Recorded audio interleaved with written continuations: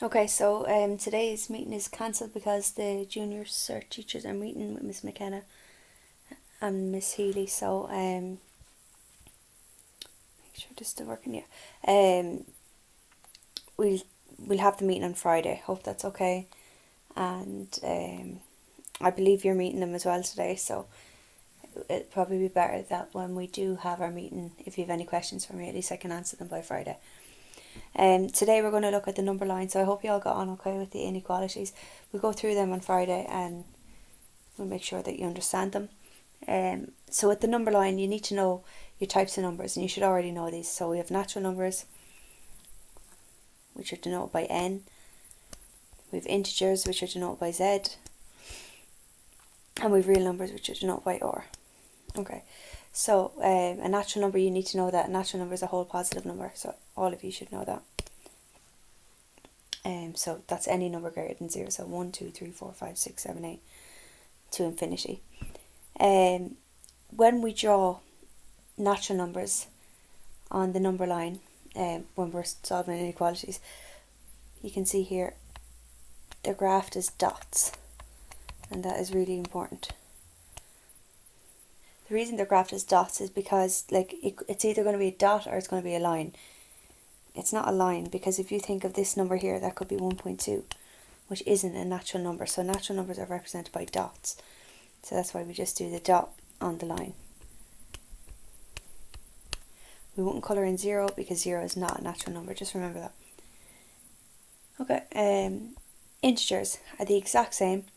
So integers are whole, positive and negative numbers, but they too are graphed as dots for that reason, because they're whole numbers.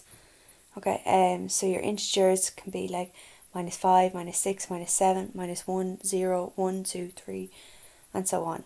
It goes to negative infinity all the way to positive infinity, and it's the whole numbers.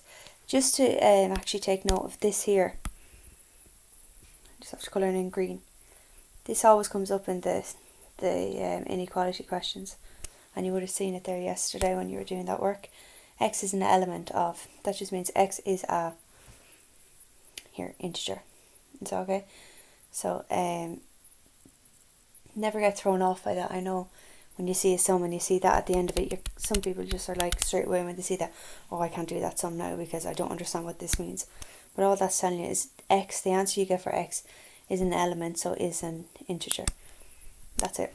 Okay, so finally, the last ones that we'll deal with when we're solving inequalities are when X is an element of the real number. So X is a real number, and we should know that real numbers are every type of number. So they're natural numbers, integers, rationals and irrationals. But to elaborate on what that actually means, it means they're whole numbers, they're positive, they're negative, they're decimals, they're fractions, they're pi, they're third numbers, they're square root numbers. Every type of number in the world is a real number. Okay, and when we graph real numbers on our number line, as you can see here, we graph it using a thick line.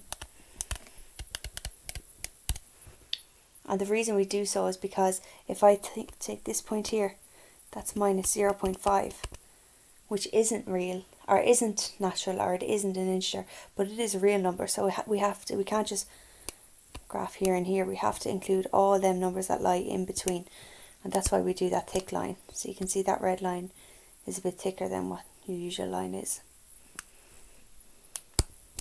Okay, so just bear them things in mind. So when we're graphing natural and integers, we graph with dots, and when we're graphing with for real numbers, we graph using a thick line.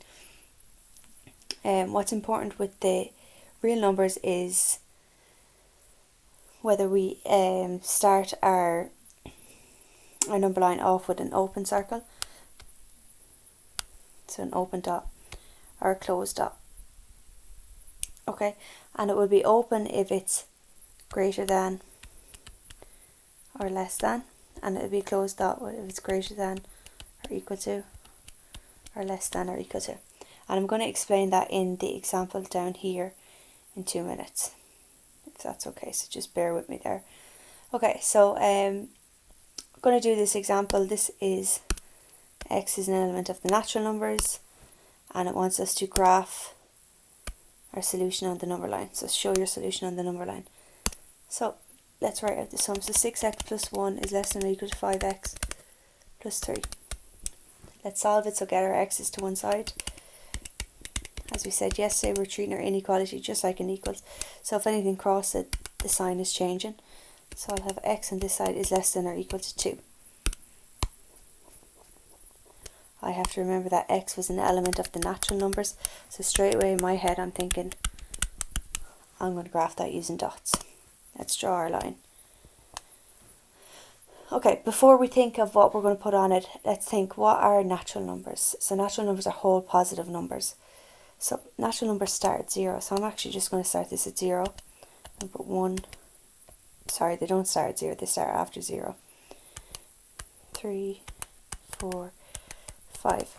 So I'm going to show what I think sometimes is helpful when we're graphing number lines, and oftentimes in your exam they'll draw the number line for you and you just fill in the dots or the thick line yourself. But maybe go 2 to 3 to the left of the number. So the number here was 2, so I've gone 2 this way, and go 2 to 3 to the left or to the right of the number as well, and that kind of helps us. Right, x is less than or equal to 2. Okay, so that would be, if natural numbers, that would be 2 because it's equal to 2, and less than 2 would be 1.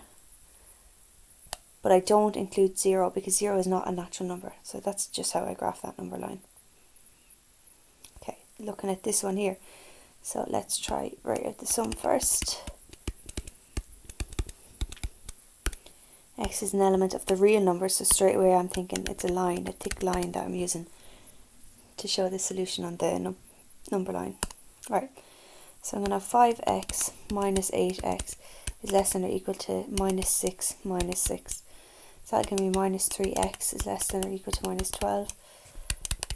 I should be noticing that I can't have a negative x like we talked yesterday, so I'm going to change that sign. It's going to become positive 3x. Less than or equal is going to become greater than or equal to, and minus 12 is going to become plus 12. So x is going to be greater than or equal to 4. And I know that x was an element of the real numbers, so I know I'm doing it as a line. Right, let's draw our line.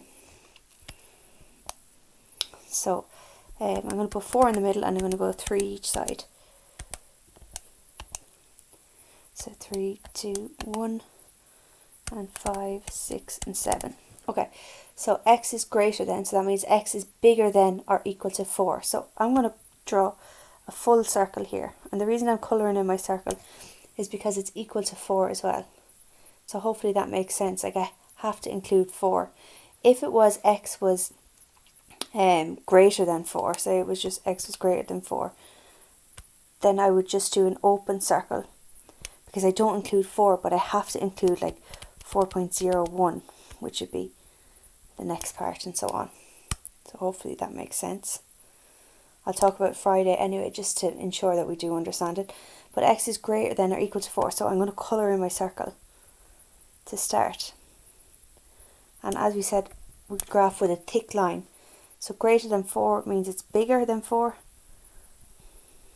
So I'm just going to continue my line up this way.